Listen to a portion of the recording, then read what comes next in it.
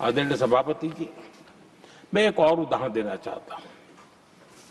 हमारे पीएसयूज, आमतौर पर पीएसयूज के संबंध में ये मान्यता बन चुकी थी, वो बनते ही हैं बीमार होने के लिए, वो बनते ही हैं बर्बाद होने के लिए, वो बनते ही हैं बंद होने के लिए।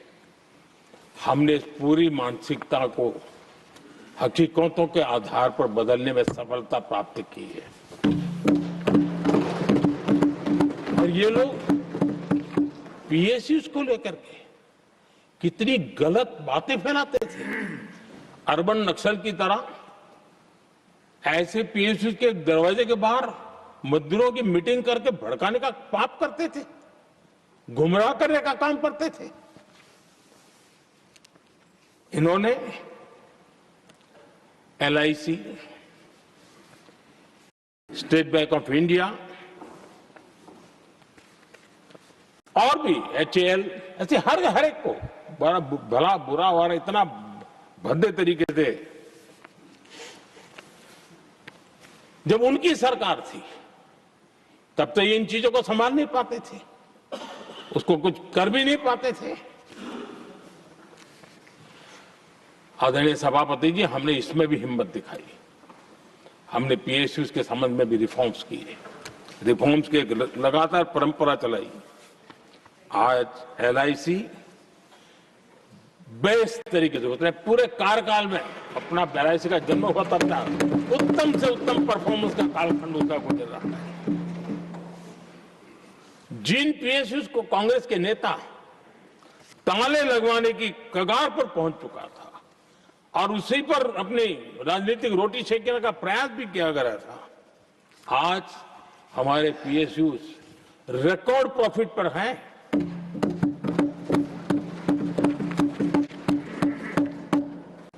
इतना ही नहीं, वे अपने परफॉर्मेंस से मेक इन इंडिया को भी गति दे रहे हैं। मेक इन इंडिया का जो सपना है उसका पूरा करने में वे भी एक बहुत बड़े कैटलिस्ट एजेंट के रूप में आज भूमिका अदा कर रहे हैं।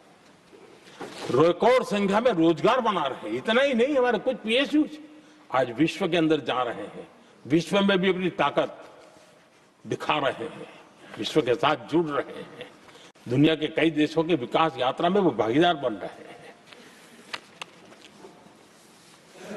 आज हमारे पीएसयूज को बहुत बड़े बड़े ऑर्डर देश से भी और देश के बाहर से भी मिलने लगे हैं। ये अपने आप में, मैं जो कहता हूं ना, एक बहुत महत्वपूर्ण पड़ाव पर ये देश 25 साल है, उसका संकेत यहां नजर आता है। आदरणीय सभापति जी, कांग्रेस ने विश्वासघात करने के विषय में भी हमारे देश के अन्नदाता को भी नहीं छोड़ा। इस देश में 10 करोड़ किसान ऐसे हैं जिनके पास 2 हेक्टेयर से भी कम जमीन है, छोटे किसान हैं। उनकी तरफ कभी परवाह नहीं की गई, उनकी तरफ कभी देखा नहीं गया, नहीं उनके दिमाग में ये छोटे किसानों का कोई महात्म्य था। उनको लगता है कुछ बड़े लोगों को संभाल लिया तो गाड़ी चल जाएगी, और यही राजनीति करते रहे। आदरणीय सभापति जी, हमारे दिल में छोटे किसान के प्रति एक दर्द था। हम जमीनी हकीकतों से परिचित थे और उसी के कारण हम पीएम किसान सम्मान निधि योजना लेकर के, और आप इतने कम समय में हमारे इन छोटे किसानों के खाते में 4 लाख करोड़ रुपया हमने दिया है। 4 लाख करोड़ रुपए आंकड़ा छोटा नहीं होता है आदरणीय सभापति जी, और उसने हमारे छोटे किसानों को एक नई ताकत दी है, नए सपने देखने का सामर्थ्य दिया है। और मुझे पक्का विश्वास है कि हमारा किसान उस दिशा में जरूर भारत की आशा अपेक्षा के अनुरूप परिणाम देगा।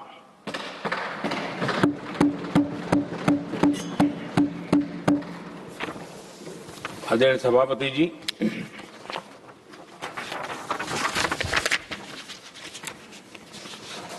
यहां कुछ साथियों ने इम्प्लीमेंटेशन के संबंध में शिकायतों का भाषण काफी किए। शायद वो तय करके आए थे कि ऐसा ऐसा बोलना है, तो इसमें तो उनका ऐलान दिखता था, बाकी में तो नहीं दिखता है। आदरणीय सभापति, जब ये इम्प्लीमेंटेशन को लेकर के इतनी बड़ी बड़ी बातें करते हैं, मैं एक जरा किस्सा सुनाता हूं। मैं किसी का भला बुरा कहने के लिए नहीं कर रहा हूं, मैं सिर्फ हकीकतें रख रहा हूं। परेशानी जिनको होगी उनको होगी, लेकिन तथ्य तो तथ्य ही होते हैं। हमारे देश के एक नेता हिमाचल प्रदेश के दौरे पर गए थे और वहां से आने के बाद उन्होंने खुद ने ये घटना कहीं सुनाई, रिकॉर्ड पर उपलब्ध है। उसमें उन्होंने कहा,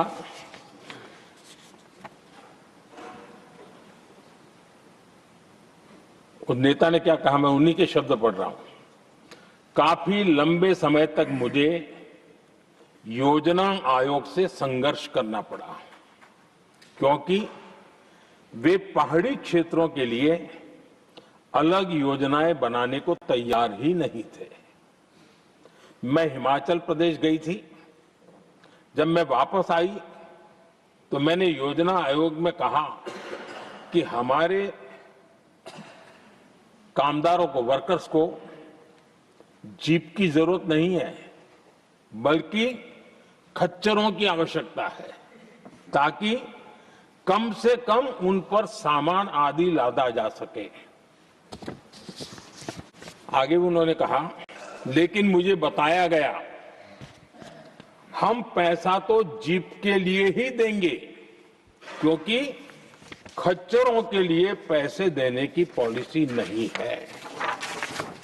इसी भाषण में आगे वो कहती हैं, अब वहां सड़कें ही नहीं थी। उनका कहने का कारण यह था कि हिमाचल में जहां वो गई वहां सड़कें ही नहीं थी। अब वहां सड़कें ही नहीं थी तो फिर उस पर जीप का क्या लाभ हो सकता है? जीप लेकर के कौन जाएगा जहां रोड नहीं है? लेकिन उस समय योजना आयोग का जोर था, या तो जीप या तो कुछ भी नहीं। आदरणीय सभापति जी, ये भाषण किसी और का नहीं, ये कांग्रेस के वरिष्ठ नेता और तत्कालीन प्रधानमंत्री इंदिरा गांधी का भाषण है।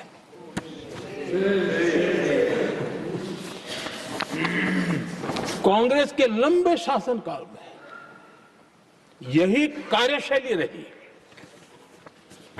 और जिसको इंदिरा जी खुद जानती भी थी कि ये पाप चल रहा है, लेकिन इस कार्य संस्कृति को सुधारने के लिए उन्होंने कोई कदम नहीं उठाया।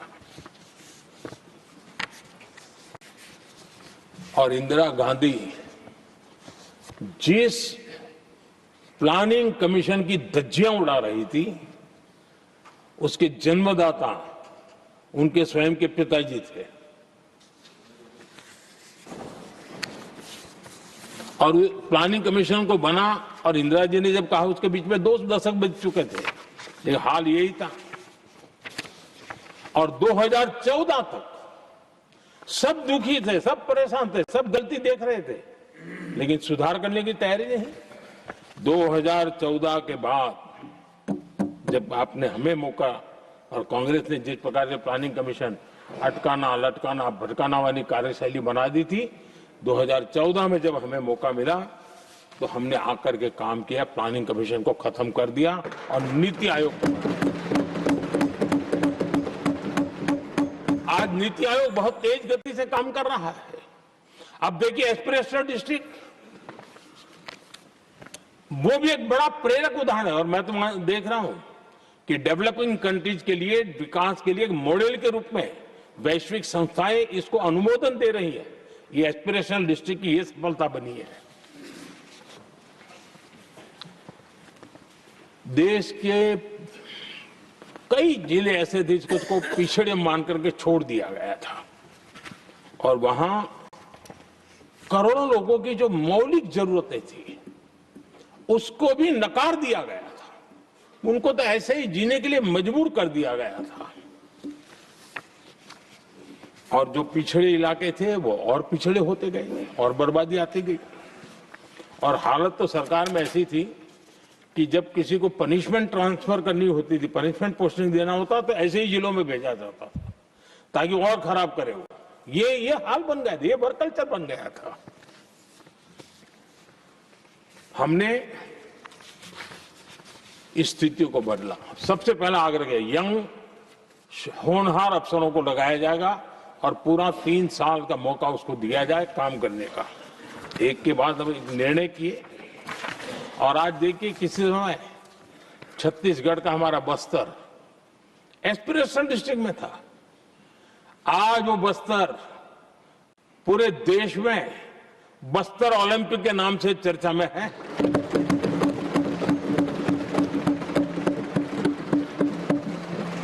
आज विकास की धारा बस्तर के गांव-गांव पहुंच रही है। अभी कुछ गांवों में पहली बार बस देखी, पूरे गांव ने उत्सव मनाया बस्तर में। ये परिस्थितियां छोड़ करके गए हुए हैं लोग और यहां पर पता नहीं किस प्रकार से देश को कहां ले जाना चाहते हैं लोग।